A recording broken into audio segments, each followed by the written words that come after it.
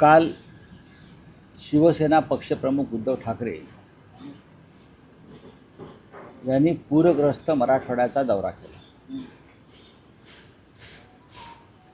लातूरला दौरा सुरू केला, तो पैठणपर्यंत होता.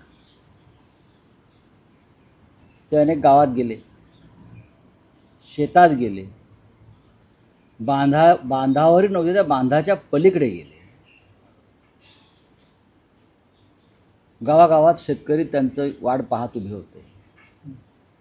महिला, लहान मुलं, वृद्ध,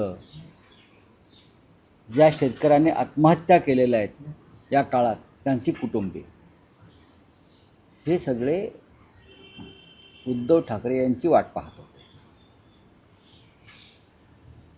प्रश्न असा आहे की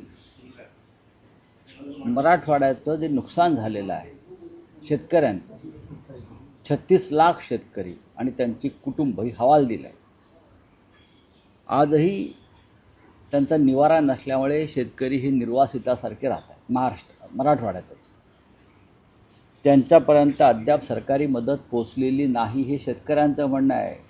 फडणवीसांच्या म्हणण्यावर जाऊ नका, किंवा जे उपमुख्यमंत्री गोट्या खेळतात त्यांच्यावर सुद्धा जाऊ नका, किंवा जे स्वतःचे फोटो छापून मदत वाटण्याचा प्रयत्न करतात ते खोटं बोलत आहेत. आम्ही काल प्रत्यक्ष चित्र पाहिलेलं आहे.